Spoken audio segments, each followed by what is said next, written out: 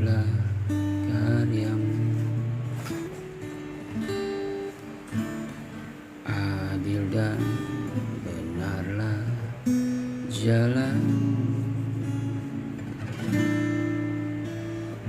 Raja segala bangsa yang Maha Kuasa, mulia namamu.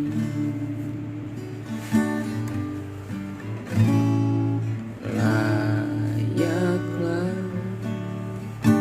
segala bangsa sujud kepadamu,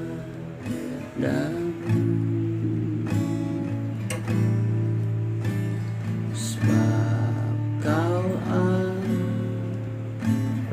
yang kudus, layak disembah. Besar dan ajaiblah karyamu, adil dan benarlah jalan, Raja segala bangsa yang Maha Kuasa, mulia namamu.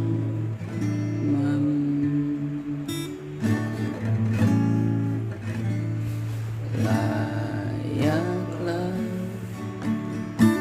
segala bangsa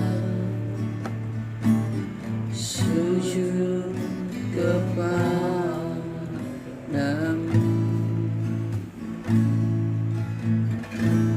sebab Kau Allah yang kudus, layak disembah. Layak disembah. Mau berdoa.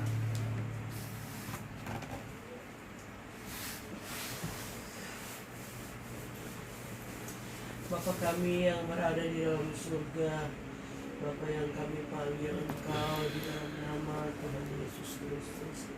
Pagi hari ini Tuhan kami datang mengucap syukur dan berterima kasih buat kasih setia Tuhan di dalam kehidupan kami.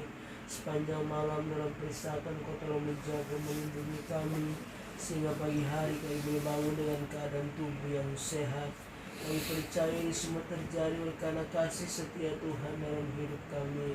Oleh karena itu pada pagi hari sebelum kami melakukan segala kegiatan aktivitas kami sepanjang hari, kami datang menyerahkan seluruh kehidupan kami ke dalam tangan-Mu. Biarlah Tuhan tetap memimpin dan menguasai kami, agar langkah-langkah yang kami ambil pada sepanjang hari ini benar-benar boleh berkenan kepadamu. Ampunilah segala kekurangan kelemahan kami Tuhan, dan Engkau layakkan kami untuk selalu datang kepada Engkau ya Tuhan. Kami rindu dan haus akan Engkau untuk mendengarkan firman-Mu, karena kami tahu hanya firman-Mu yang dapat memberikan kekuatan, semangat, sukacita bagi kami di dalam kami melayani pekerjaan-Mu ya Tuhan.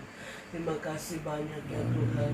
Pada pagi hari ini kami mohon suci kuduskan hati kami, layakkan kami selalu untuk mendengarkan firman-Mu, agar firman Allah yang boleh kami dengar dapat memberikan semangat bagi kami, memberikan kekuatan bagi kami, untuk kami tetap setia di dalam Engkau ya Tuhan. Terima kasih Hamba-Mu yang akan menyampaikan firman-Mu pada pagi hari ini, yang Engkau pakai dia, urapi dia ya Tuhan, agar benar-benar firman Allah yang dia boleh sampaikan pada saat ini itu menjadi satu jawaban di dalam setiap kehidupan kami, dan boleh menjadi bekal bagi kami di tengah-tengah kami mengiring Engkau dan melayani pekerjaan-Mu. Terima kasih Tuhan, urapi hamba-Mu, biarlah hikmati dia dengan hikmat surgawi, agar benar-benar Tuhan kami dapat merasakan bagaimana lawatan Tuhan yang boleh terjadi di dalam setiap kehidupan kami. Terima kasih kuasa-kuasa kegelapan yang cuma mengganggu kami pada saat ini. Kami bersatu hati mata dan tolong. Jadi dalam nama Tuhan Yesus Kristus saya keluar. Terima kasih Tuhan. Kami akan buka acara Kristen kami pada pagi hari ini dan kami alaskan hanya di dalam nama Tuhan Yesus Kristus. Haleluya. Amin. Puji Tuhan.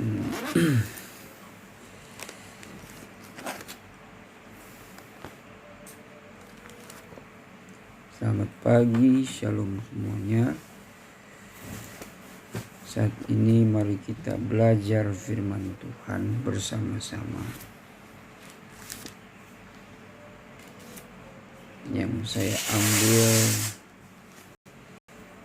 dalam kitab Mazmur pasal yang ke-34 ayat 18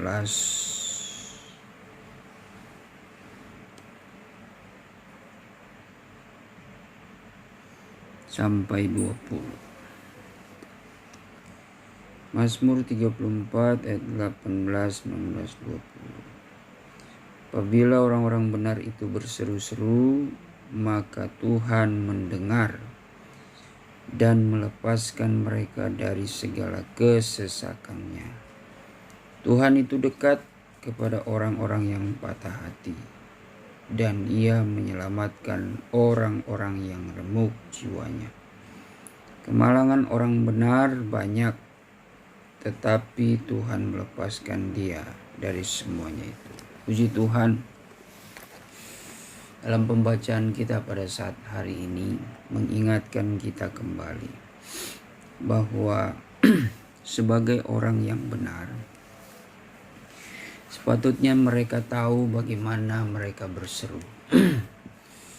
Tentu seruan mereka itu bukan seruan dengan menaruh harap kepada manusia.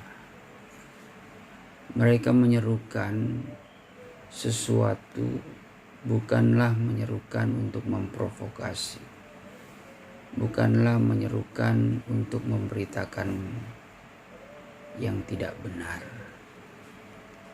Sebagai orang benar, tentu segala perkataan ucapannya itu harus benar juga.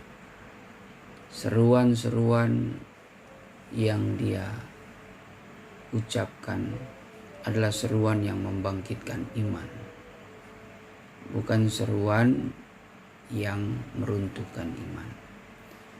Terlebih dalam hal orang benar berharap, berdoa, memanjatkan permohonan, seruan mereka itu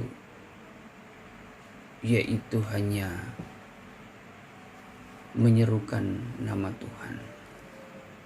Dengan menyerukan nama Tuhan, banyak sekali hal-hal yang ajaib yang akan terjadi bagi setiap orang benar yang berseru-seru akan nama Tuhan. Sebab kita yakin dan percaya di dalam nama Tuhan itu memiliki suatu kuasa. Kalau Kisah 4 ayat yang ke-12, di situ mengajarkan kita bahwa menyerukan nama Tuhan itu memberikan suatu keselamatan, di mana tidak ada nama lain, baik di atas bumi, di atas langit, ya, maupun di bawah bumi, yang di dalamnya itu memberikan keselamatan. Keselamatan di sini adalah suatu kehidupan, ya, kehidupan yang kekal, bukan kehidupan yang sementara, kehidupan yang sebentar saja, kehidupan yang fana, tetapi kehidupan yang kekal. Artinya secara logika kita memahami bahwa hanya kuasa Tuhan di dalam nama Tuhan Yesus Kristus, manusia itu dapat bangkit manusia itu dapat hidup kembali setelah manusia mati. Artinya di sini juga oleh kuasa yang daripada Allah di dalam kemuliaan Yesus Kristus sebagai Tuhan dan Juru Selamat kita, patutlah kita bergantung dengan kesungguh-sungguhan kita di dalam kebenaran firman Tuhan. Kebenaran firman Tuhan itu yang membawa kehidupan kita untuk mengerti lebih dalam betapa indahnya hidup di dalam Kristus. Betapa indahnya hidup berjalan dengan Yesus Kristus. Walaupun memang Tuhan itu mengingatkan kepada kita, mengikuti Dia itu tidak mudah. Pasti akan mengalami tantangan. Tuhan tidak berjanji bahwa jalan hidup kita itu selalu melulu tentang kesukaan, sukacita, selalu tentang kebahagiaan. Pasti ada duka citanya. Tapi bukan berarti dalam duka cita itu membuat kita menjadi orang-orang yang tiada berpengharapan, menjadi orang-orang yang dikecewakan oleh janji Tuhan. Melainkan oleh karena duka cita itulah yang membuat kita semakin dekat dengan Tuhan. Kita semakin mengerti bahwa tanpa Tuhan itu kita tidak mampu menjalani hidup. Manusia dapat belajar dari sengsara, penderitaan, duka cita yang mereka alami. Seharusnya duka cita di dalam Tuhan mengajarkan kita suatu proses dalam hidup ini agar selalu mencari Tuhan, agar selalu berseru-seru kepada Tuhan. Karena di situ kita mendapatkan pelajaran ketika duka cita itu kita alami dan kita datang kepada Tuhan, Tuhan akan menunjukkan kuasa-Nya. Ibarat bangsa Israel yang berduka cita akan sengsara mereka, hidup di dalam perbudakan. Ketika mereka berseru kepada Allah, disitulah Allah memberikan pertolongan, menunjukkan kuasa-Nya. Kehidupan kita saat ini mungkin sedang mengalami duka cita, mengalami penderitaan lewat keadaan pandemi ini. Banyak saudara-saudara kita yang terjangkit oleh sakit penyakit. Banyak saudara-saudara kita yang meninggal juga. Tapi perhatikan, jangan terfokus dengan pandemi ini sebagai orang percaya. Dan jangan terlalu naif kita mempersalahkan keadaan dunia ini. Terlalu cepat kalau kita menilai keadaan ini yang membuat atau mempengaruhi kehidupan kita ini jadi terasa susah, terasa sukar. Karena kita sebagai orang benar, orang percaya, dunia ini pun dikendalikan oleh satu kuasa, yaitu Tuhan, yang Maha Esa. Kalau kita mempersalahkan keadaan, secara tidak langsung kita akan mempersalahkan Tuhan. Tetapi sebagai orang percaya, orang benar, bahwa Tuhan melakukan ini karena Dia mengizinkan segala sesuatu ini untuk menguji iman kita. Nah, itu yang menjadi pola pikir, paradigma kita sebagai orang percaya. Kalau orang duniawi tidak berpikir seperti itu. Orang duniawi tidak akan berpikir tentang Tuhan ya. Orang duniawi bagaimana dia berpikir untuk menyelamatkan dirinya sendiri, untuk tetap survive dari kesialan. Nah, dari kesialan ya, nasib manusia yang sial ini, dan mereka akan mengutuk ya, perkara-perkara yang terjadi dalam dunia, entah dalam bencana, entah dalam pandemi ini.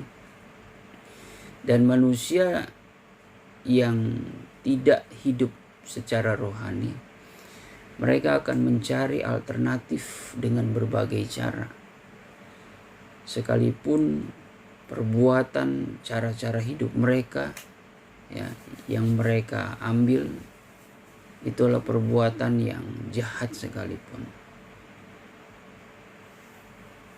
Itu cara orang duniawi menghadapi keadaan situasi sekarang ini.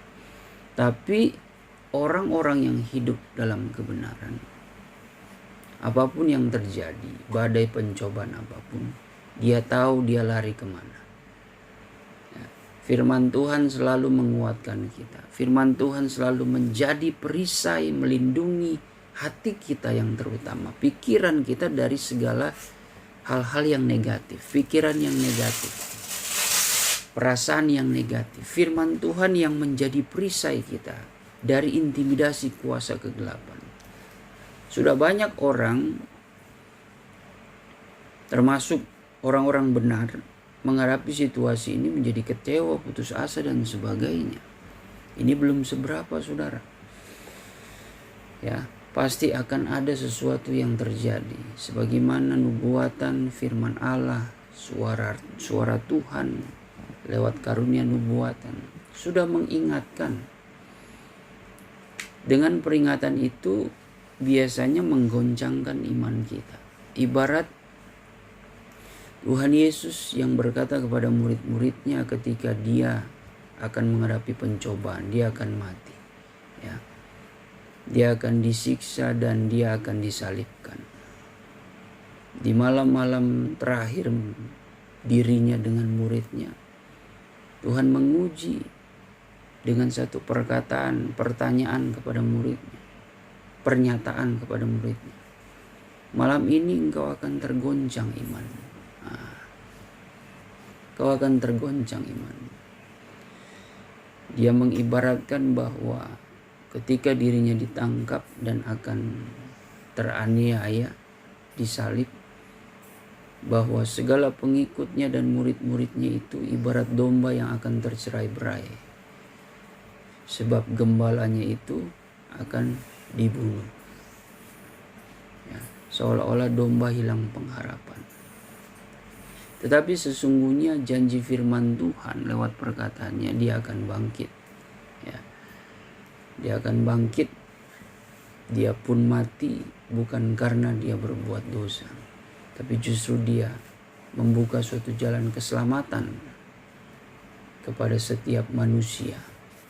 Nah, jadi segala sesuatu derita yang dialami Tuhan Yesus itu hanyalah proses, batu loncatan untuk menerima kemuliaan Tuhan. Derita yang dialami manusia pada saat ini ya tidak akan lari dari suatu kisah sejarah di Alkitab. Apa yang dialami, apa yang dinubuatkan oleh firman Tuhan itu akan terjadi dalam kehidupan kita sekarang ini. Itu akan menguji keyakinan umat manusia di muka bumi ini, yang membuat perbedaan di antara manusia yang percaya kepada Tuhan dengan manusia yang tidak percaya adalah mereka tahu kemana mereka harus lari dan meminta tolong. Mereka tahu bagaimana, kepada siapa mereka berseru, kepada siapa yang mereka andalkan. Itu perbedaannya. Makanya tidak heran ada masanya bahwa suatu perbedaan itu terjadi di dalam Maleakhi 3. Maleakhi 3 atau 4? Maleakhi 3 ayat yang ke-18.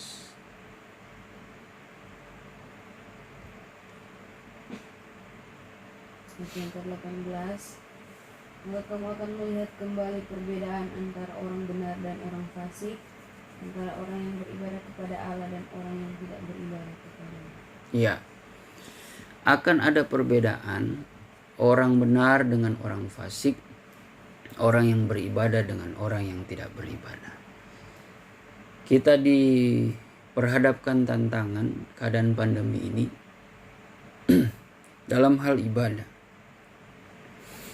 Pemerintah tampaknya memberikan kebijakan agar menghadapi keadaan sekarang ini, ya, supaya orang-orang yang beribadah itu dapat menjalaninya di rumah masing-masing.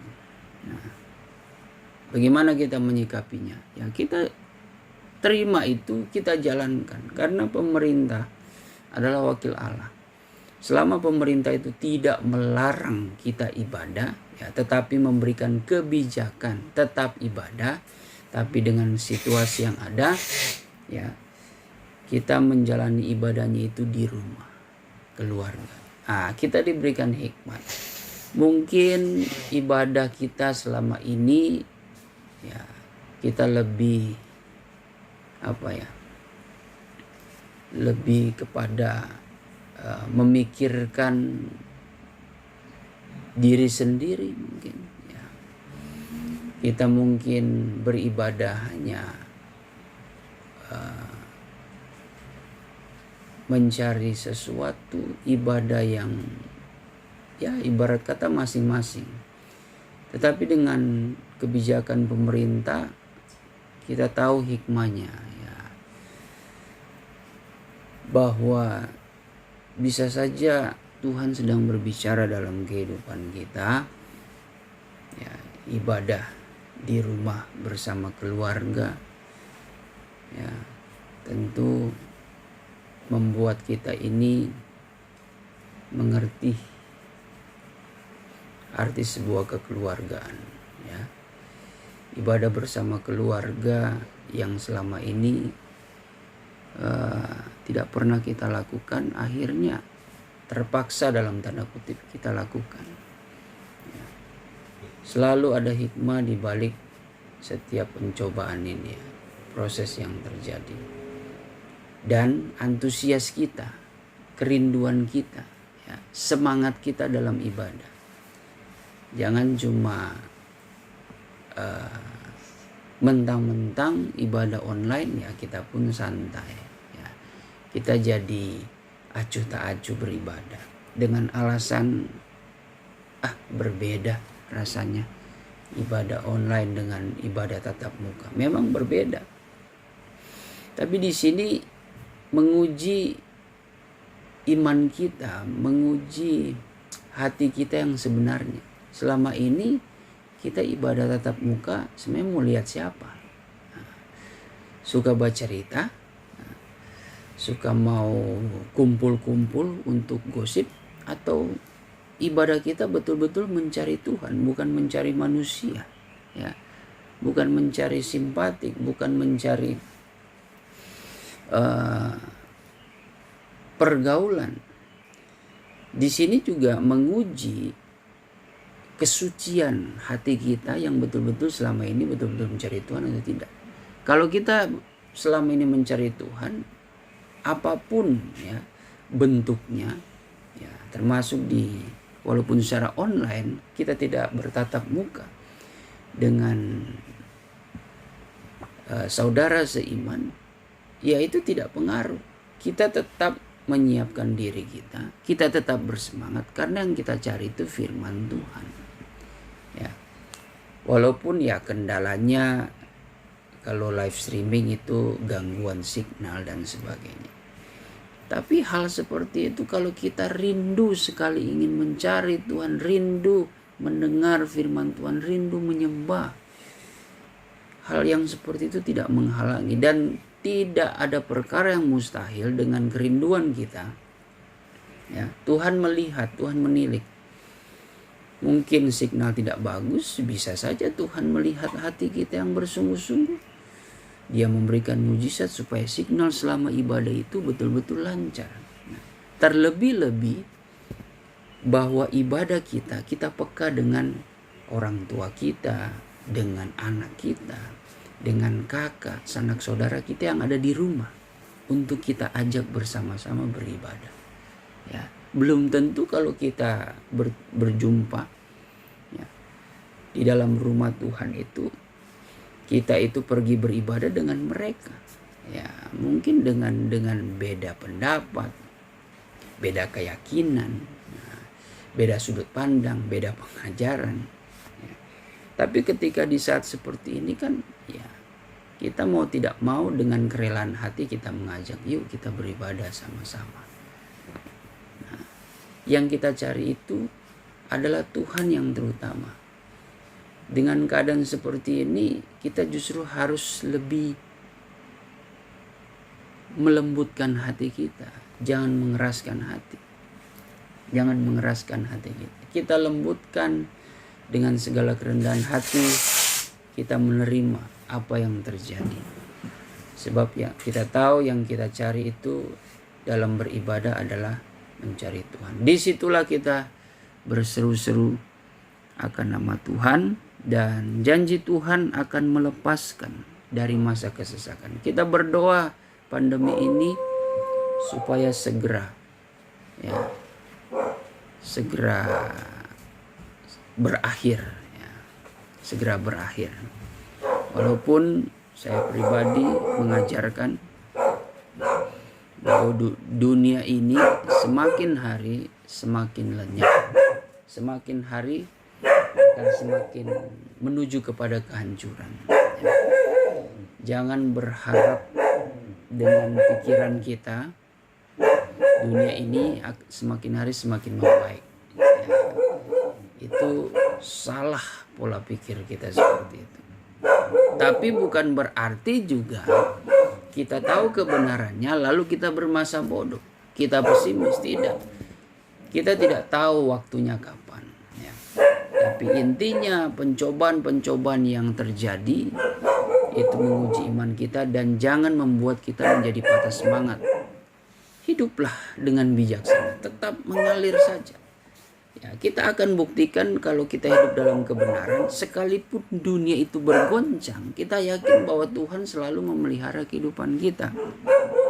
Itulah kenapa firman Tuhan itu mengajarkan bagaimana kita berseru, bagaimana kita berdoa, bagaimana kita tetap hidup kudus. Nah, supaya kita betul-betul dapat nampak kemurnian iman kita, dapat nampak perbedaan hidup kita di dalam Tuhan dengan hidup di luar Tuhan. Jadi sebagai orang benar jangan takut untuk berseru. Bahkan kita saat ini di masa-masa sekarang ini, saya percaya Tuhan disenangkan. Ya tergantung kesadaran kita sebagai orang benar ya. Kalau orang benar sesuai firman Tuhan dikatakan dia tahu kepada siapa dia berseru-seru. Sebab seruan orang benar dikatakan di situ Tuhan akan mendengar dan Tuhan akan melepaskan mereka dari segala kesesakannya. Manusia dunia yang sedang dilanda kesesakan ya, tetapi yang bisa melepaskan manusia itu dari kesesakan itu hanya datang kepada Tuhan. Saya pernah terjangkit virus corona ya, lumayan membuat hidup saya ya mengalami kesesakan. Walaupun itu hanya seminggu, tapi ya cukup membuat stres. Bahkan tidak jarang pikiran saya ini rasanya seperti mau mati. Nah, tersiksa virus COVID-19. Dan itu saya katakan penyakit itu ada. Ya, penyakit itu ada, tapi bukan berarti ya, kita dilanda dengan ketakutan yang luar biasa. Nah, kita mempunyai firman menjadi perisai pelindung untuk melindungi kita dari intimidasi setan yang membuat kita menjadi takut, menjadi lemah iman kita dan semakin terintimidasi. Ya, bisa membuat penyakit yang merajalela menguasai hidup kita, menguasai tubuh kita semakin parah. Nah, tapi puji Tuhan kalau kita berseru kepada Tuhan, kita berdoa, Tuhan pasti akan melepaskan. Sebab kita tahu Firman Tuhan mengatakan Tuhan itu dekat kepada orang-orang yang patah hati dan Ia menyelamatkan orang-orang yang remuk jiwa. Dalam seruan kita harus ada kesungguh-sungguhan. Ya. Seperti layaknya orang yang hancur hati. Ya. Kita menghadapi masa sekarang ini, masa pandemi ini, bukan saja kejahatan dari virus ya, tapi kejahatan dari manusia juga. Ya. Bahkan rahasianya, percaya atau tidak percaya, ada orang berpikir ini konspirasi. Ya, saya percaya itu konspirasi dari zaman Tuhan Yesus sudah ada. Mereka inilah komplotan-komplotan, kelompok-kelompok yang membunuh Yesus yang adalah kebenaran. Ya, itu diizinkan Tuhan. Bukan berarti itu terjadi dengan sendirinya. Allah sudah tahu kok siapa yang menjadi pembunuh. Ya. Siapa yang akan berkonspirasi untuk menceritakan hal-hal yang tidak baik, ya, hal-hal dusta. Ya, konspirasi itu kalau dari sudut pandang kebenaran ya itu ada. Konspirasi di dalam penggembalaan ada itu. Konspirasi dalam organisasi kerohanian sekalipun ada. Komplotan-komplotan yang untuk memecah belah, ya, bersaksi dusta. Konspirasi yang terjadi di zaman Tuhan Yesus, nah itu yang suatu kelompok yang popularitasnya itu terganggu, nah, kalah bersaing dengan kehadiran Tuhan Yesus. Bagaimana mereka menjaga supaya mereka ini tetap di atas, popularitas mereka tetap tinggi, mereka tetap disanjung, dihormati, bahkan disembah. Ya, mereka membuat cerita-cerita dusta terhadap Tuhan Yesus. Nah, kehidupan kita juga seperti itu. Hati-hati.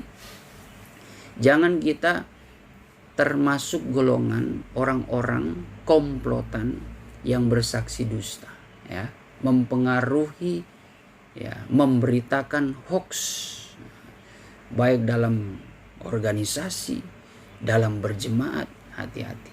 Jangan menjadi orang yang munafik di hadapan Tuhan. Kau boleh bersandiwara di hadapan manusia, tetapi di hadapan Tuhan tidak. Nah, begitu juga keadaan dunia. Ya. Memang pandemi ini ada. Virus yang ganas itu ya sedang terjadi. Tapi hati-hati. Jangan kita terlibat di dalamnya. Berita itu sudah cukup menakutkan, meresahkan banyak manusia. Jangan kita yang sudah percaya firman Tuhan, kita tambah lagi itu cerita. Hati-hati loh, ini bahaya loh, dan sebagainya. Tidak ada solusi. Kita menceritakan bahaya itu ada. Tapi kita harus beri kesimpulan, beri solusi. Kita patahkan semuanya itu dengan kalimat-kalimat yang membangkitkan iman. Jadi ketakutan ada, tapi kita berikan solusi. Tapi kalau kita datang kepada Tuhan, kita tidak perlu khawatir. Nah, sakit penyakit sekalipun terjangkit, kalau kita berseru-seru kepada Tuhan Yesus Kristus, kita pasti akan disembuhkan. Nah, jadi ketakutan itu ada, tapi kita arahkan. Pikiran manusia itu kemana mereka harus lari? Nah, kepada siapa mereka minta tolong? Ya, kepada medis kasihan, terbatas. Mereka juga sudah kelelahan, mereka juga terjangkit. Kepada para ahli dokter, sekalipun mau lembaga IIDI itu, Ikatan Dokter Indonesia, percuma. Teori-teori mereka itu memang memberitakan kebenaran tentang virus, tapi mereka tidak memberikan solusi akan kebenaran yang sebenarnya. Tidak mungkin kan lembaga seperti itu mengatakan ya. Yang terutama di sini bagaimana kita berharap berdoa kepada Tuhan. Nah, tidak mungkin mereka berkata begitu. Mereka hanya menganalisis, ya, mendiagnosa, seperti ini. Orang yang terjangkit seperti ini. Puji Tuhan kita mempunyai dokter anak bangsa, ya, yaitu Terawan, ya, waktu dia menjabat sebagai Menteri Kesehatan, ya. Nah, dia di publik dia berani mengatakan ya kita tidak usah takut. Ya kita harus senantiasa berdoa kepada Tuhan. Nah itu betul. Walaupun tidak spesifik, tapi dia ada keberanian untuk menyatakan solusi yang benar. Nah, kita juga harus berani seperti itu, saudara. Memang kita menyatakan, beritakan itu apa yang terjadi itu ada. Peperangan, aniaya, ya pembakaran gereja, rumah-rumah ibadat, itu terjadi. Bukan berarti kita hidup dalam kebenaran itu aman, sejahtera. Diingatkan kemarin penglihatan daripada Tuhan. Di dalam 1 Tesalonika berapa itu? 1 Tesalonika 5 ayat yang ketiga. Ayat 2 dan 3 coba baca. Itu yang kedua. Karena kamu sendiri tahu benar-benar bahwa hari Tuhan datang seperti pencuri pada malam. Hari Tuhan datang seperti pencuri pada malam. Yang ketiga, apabila mereka mengatakan semuanya damai dan aman. Apabila manusia dalam dunia ini mengatakan, apalagi manusia yang dalam kebenaran mengatakan, semua damai kok, ya semua damai, terus maka tiba-tiba mereka ditimpa oleh kebinasaan. Maka tiba-tiba mereka akan ditimpa dengan kebinasaan.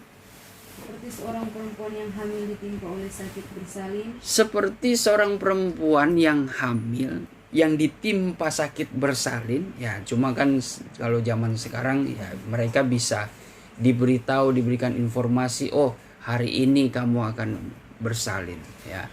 Kamu akan melahirkan. Jadi bisa tahu, saudara, bisa tahu. Nah, ini sudah canggih. Tapi ini berbicara tentang wanita-wanita dulu, ya. Wanita-wanita dulu yang secara naturnya mereka tidak pernah tahu. Tapi walaupun mereka tahu, sudah 9 bulan, sudah siap-siap aja, berjaga-jaga. Kita tidak tahu spesifik harinya kapan, bulannya kapan, jam berapa, kita tidak tahu. Nah, itu ibarat seperti itu, keadaan dunia itu seperti itu. Terus mereka pasti tidak akan luput. Mereka pasti tidak akan luput. Jadi terlalu naif, kalau terlalu polos sekali kita yang sudah mengenal kebenaran, kita berkata, tidak ada apa-apa, Tuhan pasti memberikan perlindungan. Serta ketika datang pencobaan, yang menyebabkan kebinasaan. Pandemi ini siapa yang mau tahu, saudara? Kita tidak pernah berpikir bahwa di awal-awal pandemi 1 tahun berjalan itu, saudara, kita berpikir, saya berbincang dengan orang-orang gereja, mereka sudah mempersiapkan dari bulan Februari, bulan di pertengahan tahun, mereka sudah siapkan acara Natal, bikin pertemuan besar, mereka bagaimana membuat konsep ibadah, ya, bagaimana membuat konsep persekutuan, retret dan sebagainya, termasuk Gesbani Efrata. Kami pun sudah berbincang-bincang bagaimana ingin membuat retret pada 2020 itu, ya. Sudah pergi ke puncak, bagaimana melihat, mensurvei tempat. Sudah berpikir supaya kita dapat berkumpul, ternyata, saudara, semua gagal total. Saya percaya bukan di kalangan gereja saja, para pengusaha, para pebisnis, semuanya betul-betul gagal total, ya. Tidak pernah terpikirkan. Nah, sikap kita menghadapi seperti itu harusnya jangan kaget. Terpujilah nama Tuhan. Seperti Ayub yang tertimpa masalah, dia orang paling kaya, ya. Anak-anaknya cantik, hewan ternaknya banyak. Siapa mau dia kepikiran itu habis binasa? Nah, diizinkan Tuhan. Siapa yang mau terpikir? Bahkan dia sampai mendapat sakit penyakit, barah, bisul-bisul, gatal-gatal. Dari tulang tengkoraknya sampai ujung kakinya. Sampai dia duduk di debu, ya. Dia menyesali hidupnya. Siapa yang mau sangka dia menerima seperti itu? Tapi lihat keteguhannya, ya. Ayub, dia tidak mengeluh. Itu yang dinamakan kesiapan hati kita sebagai orang benar. Mental kita itu tidak tergoyahkan, tidak tergoncangkan. Maka itulah yang membuat hidup kita menggenapi firman Tuhan.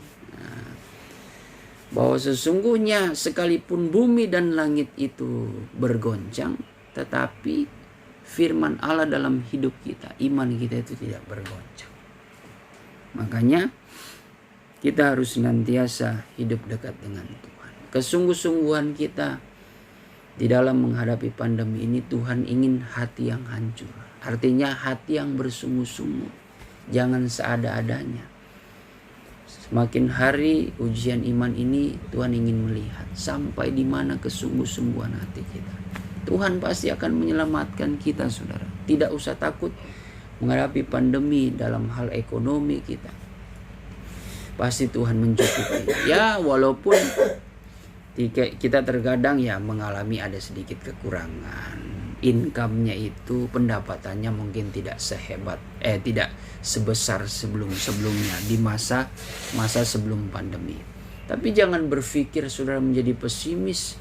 Saudara itu adalah orang yang menderita sendiri. Semua orang itu mengalami hal yang sama. Mengalami hal yang sama. Jangan kita berpikir, oh ini kita dalam kesialan, sudah kita ini yang paling sial. Semua itu mengalami hal yang sama. Bahkan ada orang yang lebih merasa sial. Disinilah mengajarkan kita untuk berbesar. Jangan pernah merasa sial ketika mungkin positif. Jangan merasa sial ketika bisnisnya hancur. Tampaknya orang yang kita anggap sial hidupnya, ya lihat saja orang gila. Orang gila dia fun-fun aja, senang-senang aja. Malah orang gila dikatakan mereka ini orang yang kebal dari COVID. Bahkan di rumah sakit jiwa, ketika mereka dites, orang-orang yang sakit jiwa ini positif, namun dengan cepat dalam hitungan tidak ada seminggu mereka sudah negatif. Karena mereka minum obat, makan tanpa berpikir penyakitnya itu seperti apa. Ya, tapi bukan berarti kita mau ingin menjadi orang sakit jiwa ya. Bukan seperti itu. Artinya di sini apalagi pikiran, akal sehat dan memiliki pengharapan. Kebenaran itu harusnya lebih daripada orang gila. Orang gila secara rohani ya adalah orang gila yang mementingkan perkara dunia. Ya, mementingkan perkara dunia. Itulah yang disebut oleh Ayub kepada istrinya, kau berkata seperti perempuan gila. Kenapa? Beberapa hal kita lihat.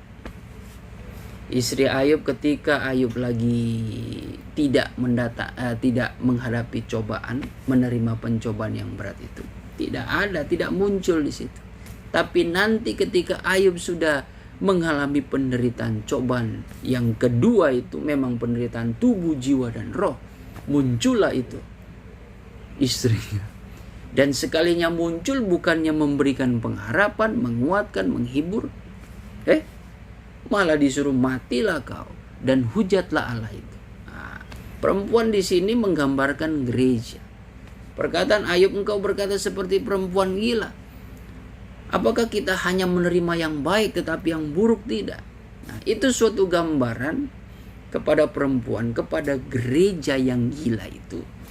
Artinya gereja yang tidak memakai akal sehatnya, yang begitu naif, yang ketika lagi diberkati, ingat Tuhan. Tapi kalau lagi di masa-masa pencobaan berat, mereka itu menghujat Allah. Mereka itu kecewa dengan Tuhan dan sebagainya. Itu gereja gila, gereja yang kehilangan akal sehatnya seperti itu.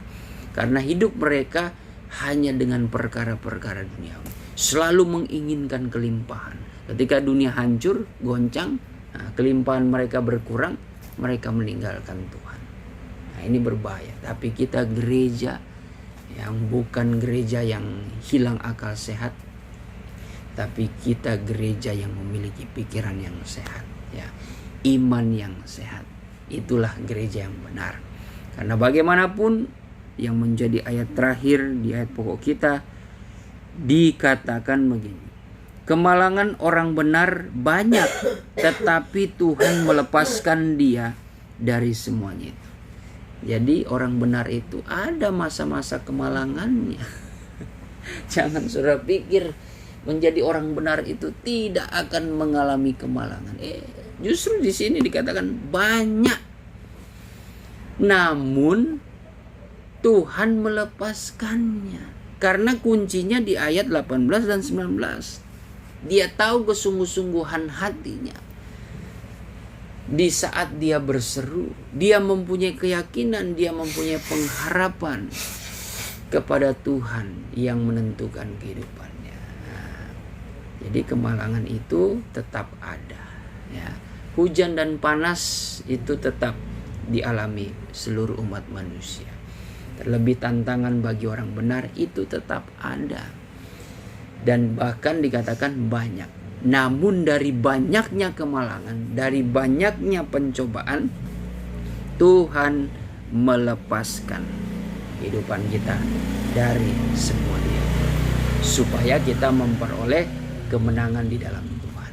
Pengalaman kita mengalami kemenangan, ya, mengalami proses, ya, kemalangan, lalu kita berseru kepada Tuhan dan Tuhan memberikan kemenangan. Itu ada hikmatnya di situ, bahwa sesungguhnya hanya Tuhan yang bisa menolong kehidupan kita.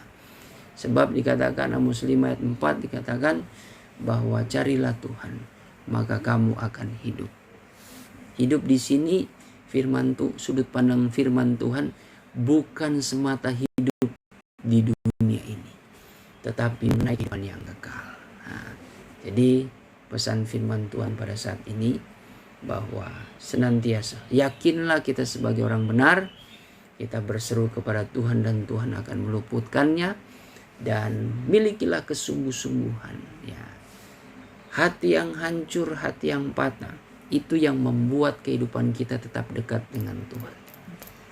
Hidup dalam doa, dalam kesungguh-sungguhan, itu yang membuat kita dekat dengan Tuhan. Kalau kita dekat dengan Tuhan, pemazmur mengatakan bahwa hanya dekat dengan Allah saja aku akan merasa tenang. Dan yang ketiga, kita harus tahu, ya, sebagai orang benar bukan berarti kita tidak mengalami kemalangan. Ada kemalangan, tapi itu hanyalah sebagai batu loncatan untuk kita menerima kemenangan kecil dalam dunia ini di dalam Tuhan, terlebih kemenangan yang besar di dalam kerajaan sorga nanti. Puji nama Tuhan. Kita berdoa. Terima kasih Tuhan, pada kesempatan ini kami boleh diberkati lewat kebenaran firman-Mu. Kiranya Engkau yang senantiasa menyempurnakan firman Allah dalam kehidupan kami, agar kami semakin kuat, kami semakin teguh di dalam Engkau Tuhan. Kami percaya keadaan dunia yang tidak menentu ini adalah seizin-Mu Tuhan. Biarlah kami menjadi orang percaya yang berpegang teguh akan kebenaran-Mu. Janji firman-Mu memberikan kami pengharapan yang sungguh, pengharapan yang memberikan jaminan di dalam kehidupan kami. Kalau Engkau boleh memberikan kami keselamatan dengan cuma-cuma, terlebih-lebih perkara-perkara di dalam dunia ini Tuhan, di mana kami masih hidup di dalam dunia ini, Engkau akan memberkati kehidupan kami, memelihara kehidupan kami. Kau akan meluputkan dan melepaskan kami dari segala kemalangan yang ada. Biarlah di masa-masa proses ini Tuhan, Engkau tetap teguhkan iman kami, agar jangan kami mengeluh, tetapi biarlah seperti Ayub, segala sesuatu yang buruk sekalipun terjadi, kami tetap yakin bahwa semuanya itu ada di dalam rancangan-Mu yang indah Tuhan. Sebab rancangan-Mu tidak pernah mendatangkan kecelakaan, tetapi selalu mendatangkan damai sejahtera, mendatangkan kemenangan iman bagi setiap orang-orang yang hidup dalam kebenaran. Terima kasih Tuhan, kami hamba-hamba-Mu, jemaat-Mu Tuhan, sebagai pekerja, sebagai pebisnis Tuhan, mereka yang beraktivitas, Engkau tetap memberkati, melindungi, memelihara kehidupan mereka. Kami memohon belas kasih-Mu Tuhan, biarlah berkat kasih karunia selalu mendatangkan kekuatan, semangat, dan damai sejahtera, sukacita di dalam hati mereka, terlebih hikmat yang daripada-Mu menghadapi keadaan sekarang ini. Kami beriman, tapi bukan berarti kami melakukan perbuatan yang nekat, sehingga kami tidak mengikuti peraturan dari pemerintah, menjalankan protokol kesehatan dengan dasar dengan kami memiliki keyakinan iman Tentu dengan hikmat Tuhan, kami percaya kami sebagai orang beriman boleh menunjukkan suatu teladan yang baik. Kami tetap berjaga-jaga Tuhan dalam segala aktivitas kami, dengan sambil kami berdoa mendekatkan diri kepadamu. Sehingga apapun yang terjadi dalam kehidupan kami, Engkau pasti menguatkan hati kami. Terlebih kami tetap memohon belas kasih-Mu. Engkau tetap menjaga, melindungi jemaat-Mu, kaum keluarga kami dimanapun mereka berada, seperti Engkau melindungi kami Tuhan hingga pada saat ini.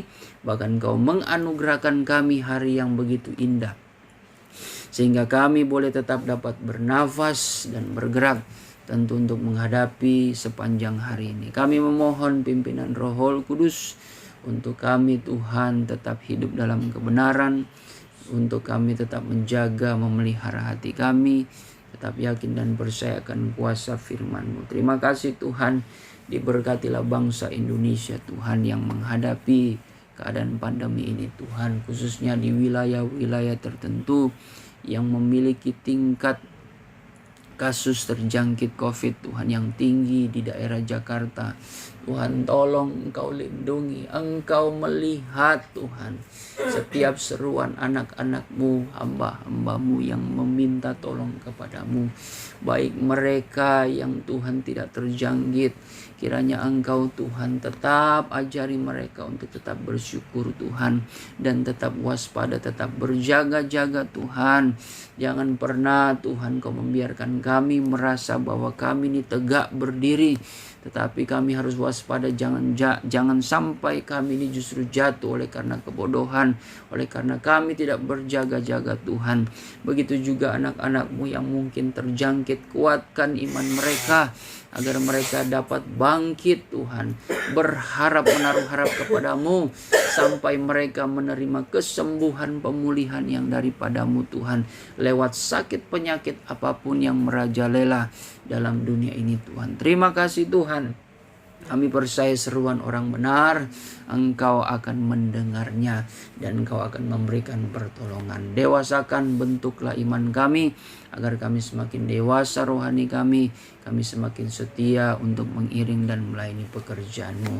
Diberkatilah kaum keluarga kami di luar negeri maupun di kampung-kampung, maupun Tuhan di daerah perkotaan, dimanapun mereka bertempat tinggal Tuhan. Lindungi kaum keluarga kami, orang tua kami, kakak beradik kami, sanak saudara kami, anak-anak kami, cucu kami diberkati oleh Tuhan, diberikan perlindungan oleh kasih karunia-Mu.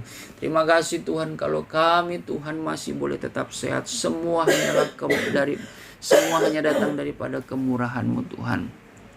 Terima kasih Tuhan, kami akan akhiri beston kami pada saat hari ini dengan penuh ucapan syukur dan menyambut hari ini dengan penuh berkat, kemenangan, anugerah dan sejahtera yang daripadamu. Biarlah Engkau memimpin hidup kami dengan kuat kuasa firman dan Roh-Mu, agar kami tidak salah melangkah Tuhan, melainkan kami boleh menjadi berkat bagi banyak orang. Di dalam nama Yesus kami sudah berdoa dan ucap syukur. Haleluya, amin. Ya, puji Tuhan. Selamat pagi, Tuhan Yesus memberkati. Salam buat keluarga. Shalom.